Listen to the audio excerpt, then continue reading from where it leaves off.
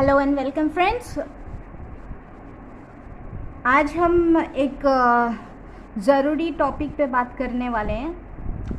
Indian market से बहुत सारा मल्टीनेशनल कंपनी लास्ट 3 साल में एग्ज़िट कर चुकी है। इस एग्ज़िट की वजह से जब वो कोई भी कंपनी मान लीजिए इंडिया में आती है तो वो अपने साथ ढेर सारा डॉलर्स लेके आते हैं, और हमको पता है कि ये डॉलर्स हम लोग की रिज़र्व बैंक जो होती है वहाँ पे वो कंपनी डिपॉजिट करती है, और जो भी इंटरनल ट्रांजैक्शन होता है वो रुपीज़ में होती है। और जो रेमिटेंस होता है मतलब जिस देश का वो कंपनी है वो अपने देश में उसके करेंसी में रेमिटेंस भेजता है, लेकिन हमारे देश में हमारे लोगों को सैलरी मिलती है, गवर्नमेंट को टैक्स मिलता है। तो अब जब वो एग्जिट कर जाते हैं, जो डॉलर्स और जो इन्वेस्टमेंट उन लोगों ने फॉरेन करेंसी में लेके आए थे वो वापस दोबारा हमारा इंडियन रुपी जमा करके वो फॉरेन करेंसी देश के बाहर ले जाते हैं। तो हमारे देश में लास्ट 2 साल में ये 7 कंपनीज़ हैं। उसमें फोर्ड मोटर्स, फोर्ड की गाड़ी सुनी होगी, जनरल मोटर्स यूएस का बड़ा गाड़ी की कंपनी है, मेट्रो एजी वो हमारा जो किराए का सामान होता है ना, वो बिज़नेस टू बिज़नेस किराए का सामान का बड़ा शॉप है, मान लो होलसेलर है। उससे हमारा छोटा जो गली का दुकान होते हैं, किराने का दुकान होते हैं, वो लोग उठा के लेके आते हैं तो वो बेचते हैं। तो मेट्रो एजी एक बड़ा डीलर था, वो वहाँ से हमारा जो छोटा किराने का दुकान है वो सब सामान लेके आते थे। तो वो this company has already existed. Harley Davidson ये हमारा बाइक का कंपनी है। सिटी बैंक का नाम पता है, होलसिम सीमेंट का कंपनी है। केयर4 एक फ्रांस एमएनसी है जो छोड़ दिया है। Metro AG cash and carry, Metro AG का दो कंपनीज थे, वो उसका मेन जो कैश एंड कैरी डिवीजन था रिटेल का, वो इंडिया से एग्जिट कर चुका है। तो ऑल दिस कंपनी, इनमें से 7 निकल चुके हैं और 1-2 है कि वो अपना बिजनेस कम करना चाहते हैं इंडिया में। वो लोग कह रहे हैं कि इंडिया का कॉम्पिटिटिव मार्केट खराब है। अच्छा, what do we mean by competitive market? Competitive environment in the sense कि उनका कोई कंपटीशन ही नहीं है मार्केट में, उनको कोई उतना अच्छा मतलब क्या बोलते हैं, कस्टमर्स जो हमारा स्टैंडर्ड ऑफ लिविंग है उसके हिसाब से उसका प्रोडक्ट है, जिस हिसाब से हमारा स्टैंडर्ड ऑफ लिविंग है और उनका प्रोडक्ट है, वो मैच नहीं कर पा रहे हैं। वो उन लोगों का कहना है। टैक्स का प्रॉब्लम है, लॉ इन्फोर्समेंट मतलब लीगल लिटिगेशंस हैं, और करप्शन तो है जो वो बताना नहीं चाहते, लेकिन हमारे देश का मेन प्रॉब्लम है करप्शन। तो इससे हमारे देश का क्या नुकसान हुआ है?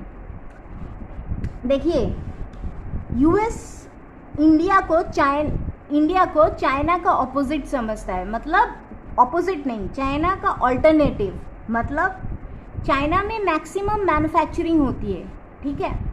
तो अब देख रहे हैं कि China is very much capitalist, and in the sense कि उन लोगों के देश में डेमोक्रेसी बोल के कुछ नहीं है। तो कुछ ट्रांजैक्शंस का ट्रांसपेरेंसी नहीं होती है। तो USA is always looking India as an alternative. तो हुडसन रिसर्च एक यूएस बेस्ड एमएनसी है, उन्होंने कहा है कि अगर इंडिया से आपका बड़े एमएनसी विड्रॉ कर रहे हैं तो यूएस को सोचना चाहिए कि इंडिया से क्यों विड्रॉ कर रहे हैं। अगर यूएसए सच में सोच रहा है कि चाइना के ऑल्टरनेटिव के हिसाब से, मतलब China as a manufacturing hub उभर के आया था only because of US investments and the investments from European unions. तो अब है कि कोविड के बाद उस देश से बहुत सारा इन्वेस्टमेंट इंडिया में आया था और आ भी रहा है। लेकिन इनमें से बहुत सारे इन्वेस्टमेंट पहले के आ चुके थे, उनमें से बहुत सारे एग्जिट भी कर चुके हैं इंडिया के मार्केट से.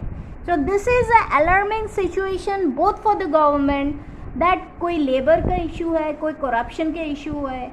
लीगल इशू देखिए, वो तो कोई भी अमेंडमेंट पास कर देगा, हो जाएगा, लेकिन एक्चुअल रीज़न क्या है ये जानना हमारे देश के लिए बहुत ज़रूरी है.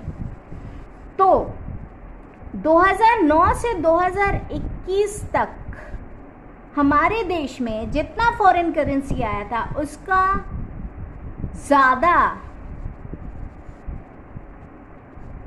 इंडियन मार्केट से निकल चुका है. The investors have pull out more than they have brought between 2009 to 2021.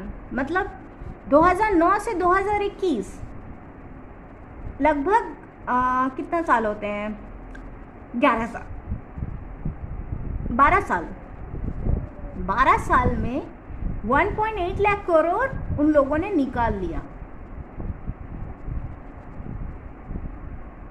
That to 1.8 lakh crore के बीच 13,888 करोड़ सिर्फ पहले से 10 जून के बीच निकला है हमारे देश से. तो क्या लगता है आपको कि इस तरह का एमएनसी, आपके लिए छोड़ता हूँ ये क्वेश्चन, कि इस तरह का एमएनसी हमारे देश से जब विड्रॉ करता है हमारे देश में क्या इफेक्ट पड़ता है इकोनॉमी पे? Thank you.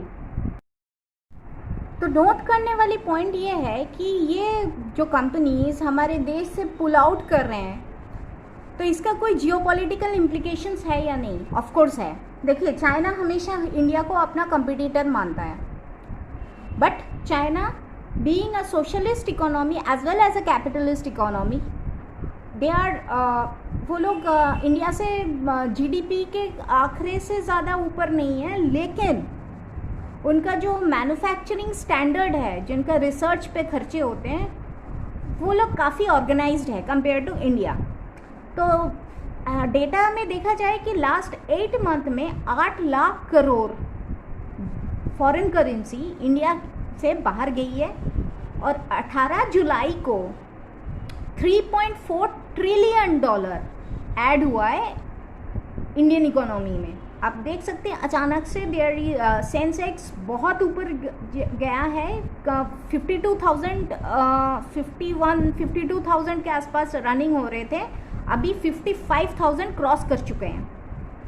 So the point जो ज़रूरी डिस्कशन है दैट डॉलर जैसे स्ट्रॉन्ग होता है, इन्वेस्टर्स आर बेटिंग, इन्वेस्ट कर रहे हैं इन डेवलपिंग इकोनॉमी. क्यों? कि डॉलर डेवलपिंग इकोनॉमी में यूज़ कर रहे हैं, because when dollar will weaken they might not be able to earn the same. मतलब because they are investing in INR and they will earn by 2 means. 1 rupee depreciation, second share profit. मैं इस चीज़ को विस्तार से समझाती हूँ आपको. देखिए, जब ओपन मार्केट से फॉरेन इन्वेस्टर्स डॉलर्स के अगेंस्ट में हमारे देश का शेयर्स खरीदते हैं, ठीक है, वो तो बाई करते हैं फॉरेन करेंसी पे नहीं ना, वो बाई करते हैं इंडियन रुपीज़ में. वो एक अमाउंट बैंक के पास रखता है और वहाँ से वो ट्रांजैक्शन करते हैं.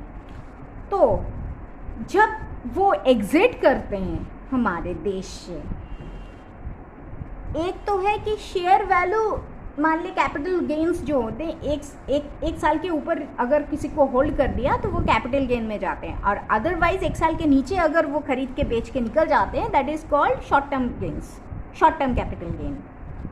तो 1 साल के ऊपर अगर वो होल्ड कर गए तो देखिए रूपी का वैल्यू लगातार गिर रहा है. तो आज के डेट में वो अगर $10,000 इन्वेस्ट किया है तो वो जब बाहर निकलेगा हमारे देश से, वो शेयर प्राइस जो बढ़ा है वो तो कमाएगा ही, लेकिन प्लस वो कमाएगा हमारा डॉलर्स का अगेंस्ट में हमारा जो रूपी डिप्रिसिएशन हुआ है वो भी वो कमा के निकलेगा. They will get more dollars than they have brought in compared to that price in which year he has brought the money. मान लो 2006 में उसने पैसे लगाए, लेकिन वो विड्रॉ कर रहा है 2012 में, तो ये 6 साल में रूपी डेप्रिशिएशन का वैल्यू भी उसको मिलने वाला है। तो हमेशा हमने देखा है कि डॉलर्स जब स्ट्रॉन्ग होते हैं ना, तो वो ये ऐसे देशों में यूएस से डॉलर बाहर निकल के, जैसे डिफरेंट कंट्रीज़, मान लीजिए डेवलपिंग जो कंट्रीज़ होती हैं, वहाँ पे इन्वेस्ट होता है। आपका क्या राय है इस बारे में? Thank you.